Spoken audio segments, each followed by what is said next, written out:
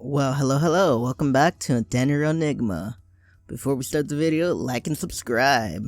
Alright, let's get into this right about now. Last time, what was it? We had a date with Kira. Now, we arrived home. When I arrived home, I see Erilynn waiting for me in the living room. As soon as she spots me, she jumps to her feet and rushes to my side. Finally, you're home! I'm taken aback by her sudden appearance. What's wrong? She digs me. Personal space, please. Fuck it, what's wrong? Why are you so excited, girl? Are you okay? No, I'm not! Fuck. I hope it's nothing stupid. Why? What's wrong? I've been suffering for hours! Okay. Suffering? This sounds serious. No, it does not. No, it does not. Coming from her. What happened? What happened is that I have been starving! I knew it. I blink. What? There's no food. What do you mean that there's no food? I mean, I checked the kitchen and there was no food. That can't be possible. Anamiko keeps the kitchen stocked. Did they bring everything to the bakery? Let's go take a look. I head into the kitchen. Erilynn follows at my heels. The first thing I notice is the bread on the counter. Opening the fridge, I spot usual samples of meat and vegetables. There's plenty of food here! Erilynn points to the kitchen table. No, it's empty. What? Girl, make your own food. I point to everything in the kitchen. Then what's all this? They're ingredients to make food, not food. Girl, you could just eat it like that. Have you not ate carrot or Lunchables or whatever? Then put those ingredients to use. She looks like if I suggested she eat her arm. There's bread, ham, and cheese. You could have easily made yourself a sandwich. Erilynn stares blankly. Make a sandwich?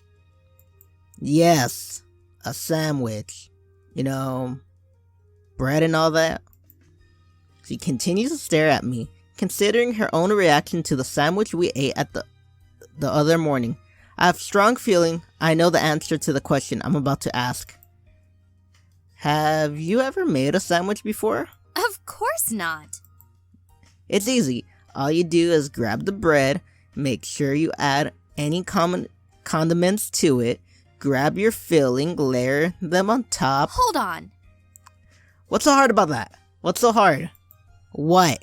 I'm hearing a whole lot of words coming from you, but don't understand how any of that will cure me of my famine. Well, you can make the food and fucking eat. I sigh, biting back my frustration. If you would listen, then you know. She sighs and put her hand on her hips. Finally. Like I was saying, all you need to do is put the condiments and filling between two slices of bread. That's it. Erilynn blinks slowly. Her expression remains flat.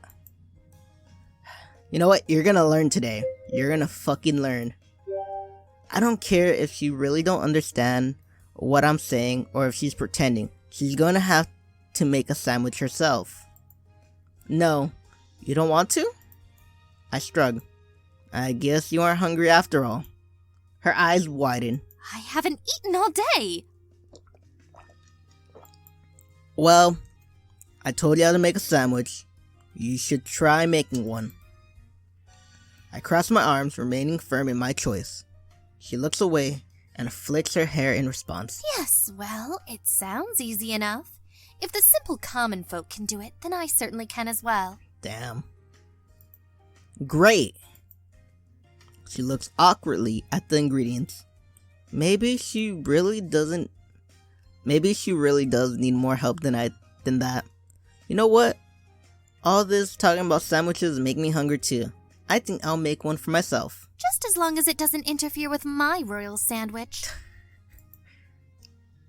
She watches me closely and I grab the first slice of bread and put it in my plate. Then she mirrors my movements. Erilynn continues to sneak a glance my way.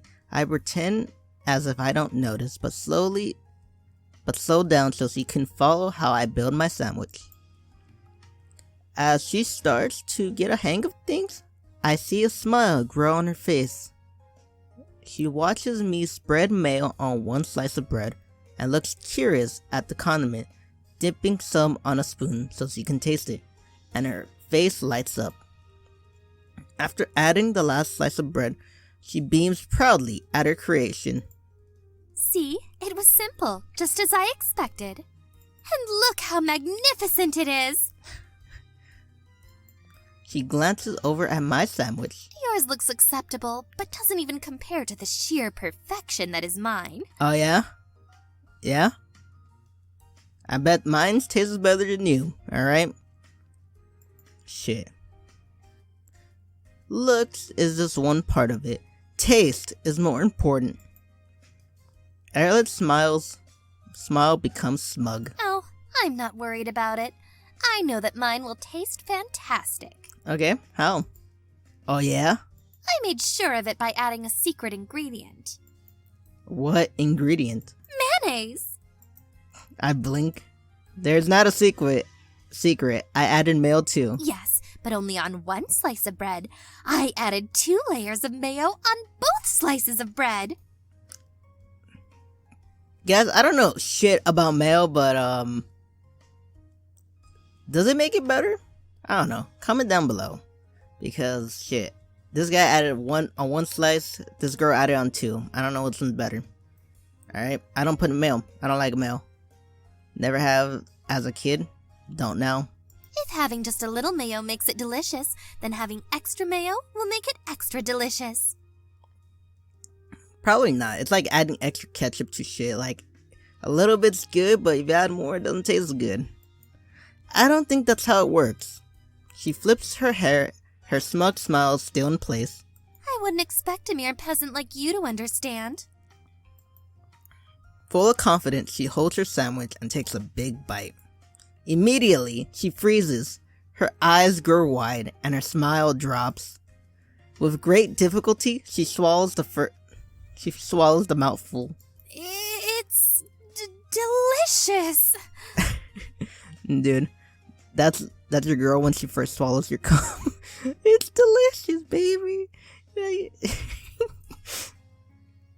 Damn. She swallows that mouthful though. She put anything in her mouth though. Okay, moving on. She forces down another bite. Offer her your sandwich. I admire your dedication. What's delicious is karma. Fuck. You know what? Fuck it. Should I be nice? Should I be nice, man? I'm giving you my sandwich, but you better pay me back with royal gold when I send you back. I'm not so cruel as to make her suffer through eating that. On second thought, I'm not actually very hungry after all. You can have mine. Oh, I couldn't possibly. I slide my plate over to her. If you don't eat it, then it'll just go to waste. She glances at my sandwich and the one in her hands. Well, it is rude to refuse a gift, and one shouldn't waste food, so of course I will dutifully accept. Putting her sandwich back on the plate, she takes a bite out of mine and sighs happily. Is it good? Yes! She blushes at her outburst before quickly covering it up. I mean, it's obviously not as good as mine was, but I'll make do. No, it fucking wasn't. Mine was better, you little shit. I can't help but smile. Once we finish eating, Erilynn stretches in a wide yawn. Oh my, well, I'm going to go and rest. I've had such a long day. Ah yeah? What do? A long day of what? Of nearly starving to death. Trying to just survive takes so much energy. You know what? I'm not even gonna fight with you no more. Every day seems like a long day for you. She glances at me, putting her hands on her hips. It's not by choice, I assure you. I smile in response. If you're ever struck in a similar situation, at least now you know how to make a sandwich. Her face melts into a proud smile. Yes, all in a day's work. Fuck, man. She turns to leave. Your plate? Pausing, she briefly glances at it, then flicks her wrist in dismissal. Oh, yes, I'm done. You can take it away. Good night. Okay, next thing I'm teaching you is cleaning. She gracefully exits the room. My gaze goes flat. Next time, I'll teach her how to do the dishes. I clear the plates and clean up the kitchen before going upstairs. Mina's still out with her friends, and Aunt Amiko and Uncle Hajime are closing up the bakery. Taking advantage of the quiet, I start on my homework. I work until I lose focus, and then browse the internet for a bit. When my eyes struggle to stay open, I get ready for bed. Before long, I am fast asleep.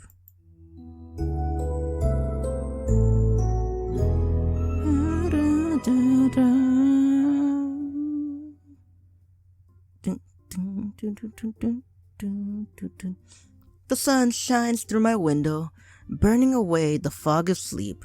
Blinking open my eyes, I glance outside. For once, I have no obligations.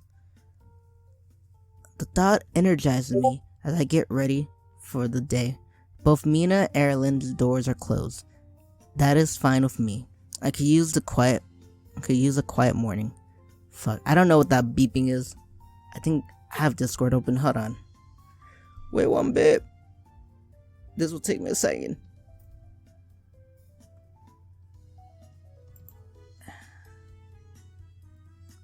Let me log out of this.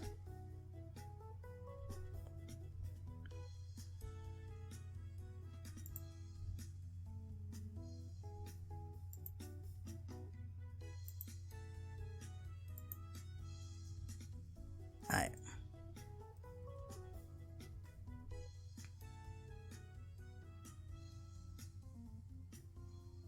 Alright, we're back.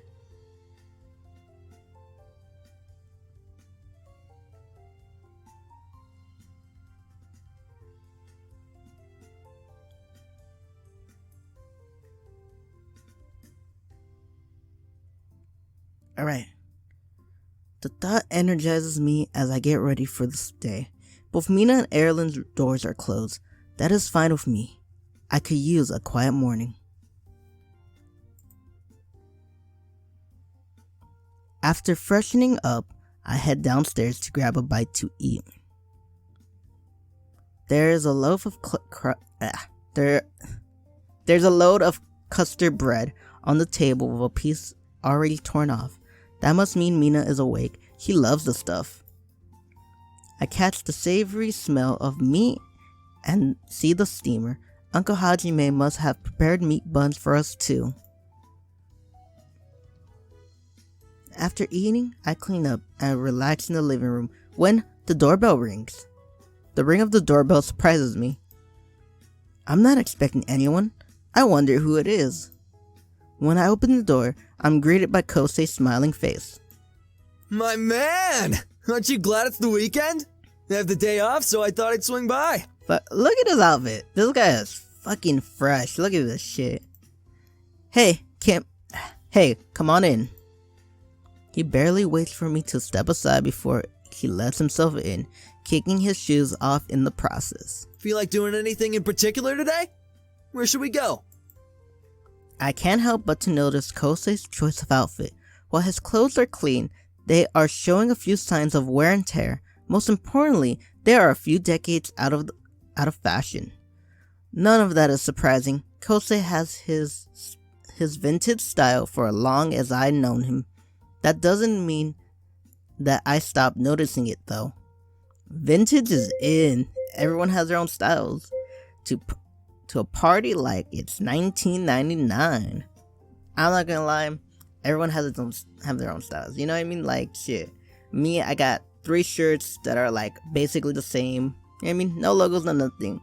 I got my pants exactly the same, and I wear the same shoes every day. So, you know, everyone's got their own styles. But you know what?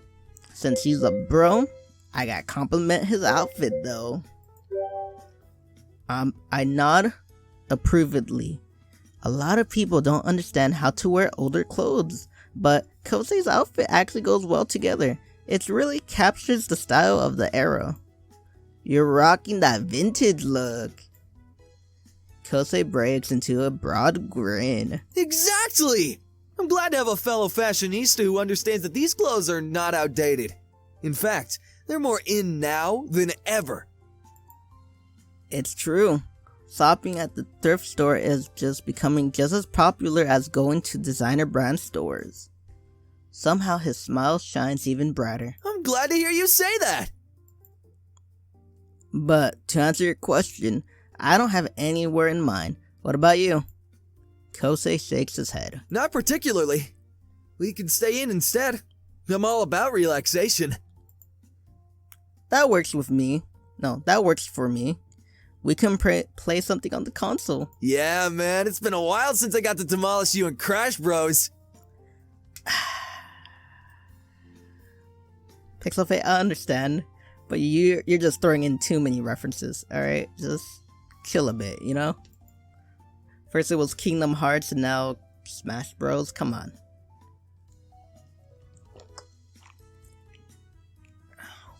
We head upstairs. We head up to my room and search through my games. Kosei excitedly checks out the newest release my parents brought back from their latest trip to the US. I'm usually get games before he does, and we try it out together. After booting up everything, we select teams and start to play. So, are you looking forward to the club fair next week? Yeah, are you? Definitely! I know which club I want to join now, too. Soccer? He gives me a knowing look. What about you? Which club will you join? You know what? Since, I haven't told you about my new job shit, or my job. I'm a background actor, so I got a lot of free time when I'm not acting. So I'll join the acting club, you know? I'm gonna let in my inner thespian loose by joining the acting club. Kosei looks confused. You act? I didn't know that.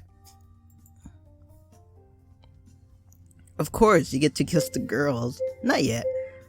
I always loved acting. Acting has always been a hobby of mine. It's fun being able to be someone else for a moment. When I'm playing a part, I find I gain the confidence to do or say things I normally wouldn't as myself. It's very freeing. That sounds like fun. We continue to chat as we play, and is generally the trend with Kosei.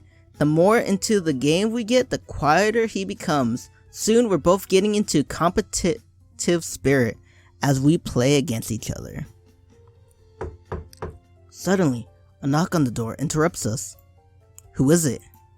Kosei mutters under his breath. Must be Mina coming to kill the vibe. In response, the door bursts open. Erilynn stands in the frame. You can't just barge in here. I didn't. I knocked. You're supposed to answer my question and wait for me to invite you in. How tedious. I announced my presence by knocking. You'd find out who I was after opening the door. Kosei stares in wide-eyed wonder. He scrambles to his feet. That's Erilynn! Yeah. Yes. She's here! Yes. In your house! Still, yes. Dressed like a hot fantasy princess! She likes to cosplay. Why do you sound like this is a totally normal situation? Wait, am I still asleep? That must be it. Kosei pinches himself and winces. As reality dawns, he turns to me for an explanation. Oh, right. I guess we never mentioned Erilynn living situation to him. So, funny story. She actually lives here. She what? Kosei's eyes bug out and his words are a choke squeeze. Squeeze? I don't know. Erilynn waves her hand in front of her face, as if waving away a annoying fly. I require your assistance at once. I glance over to Kosei and back to Erilynn. In case you haven't noticed, I'm a little occupied. She crosses her arms. With what? I think you mean with whom? I point to Kosei, who remains frozen in shock and confusion. She glances at Kosei, then back to me. Well, Mina told me that the homework I was assigned needs to be completed. Okay. But she won't do it for me. That sounds about right. So I'm going to need you to complete it for me instead. Who the fuck do you think I am? Seemingly out of nowhere, she pulls out a stack of workbooks and drops it next to me. With a smug smile, she turns away. I'll come collect it in the evening. What is even going on? Wait a minute! She pauses, fixing me with a bored look. Offer to help her with her homework, pass Erilynn back to Mina, give her back her books. Well, you know what? Should I help her? No, go back to Mina. I don't want to deal with this. Mina's more patient with this sort of thing anyway. You said Mina wouldn't do it for you, but did you ask her to help you? Erilynn crosses her arms, her eyes flashing. Of course I did, but Mina is assisting her mom right now and can't help me. That leaves you. I push down a jaunt of irritation. I don't think she'll leave me alone until I agree. Fine, I'll help you. Erilynn sighs, then settles at my desk, resigned to her fate. Very well. If that's how it must be, then let's get started. I meant later. I'm still hanging out with Kosei right now. Erilynn furrows her brows. What's a Kosei? Really?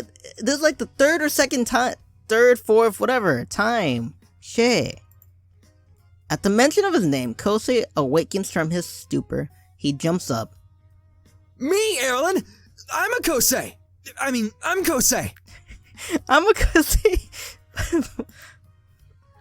Erilynn looks at him, as if seeing him for the first time. She puts on a gentle smile, her regal air returning. Oh, I see. Do we know each other? We go to school together. Nope. Her face still blank. I'm in your class! Still don't know you. Oh! Don't fucking say oh, like if you know him. After her little exclamation, she gets up and walks away. We both watch in silence as she exits. Once Erilynn is out of view, Kosei flops onto his back on the floor. She didn't even get to the point of rejecting me!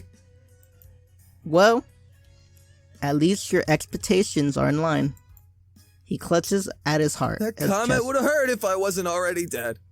Wait, I think this is still a dream. This entire scenario doesn't seem remotely possible. No, it doesn't, because this is an anime, and I'm the protagonist. Now, you sit down in that chair over there, or sit on the bed, or on the floor, wherever we're playing the games, and you be the supporting bitch. He pulls his hand back and slaps himself across the face. Seriously, dude. With no change in results, he flops down again. Maybe she'd remember him if you did her homework. Yeah, fuck it, I don't want to do the homework. I bet if you did her homework, for sure she'd remember you. We both know that's not true. Fuck. I don't want to do it though. You never know until you try.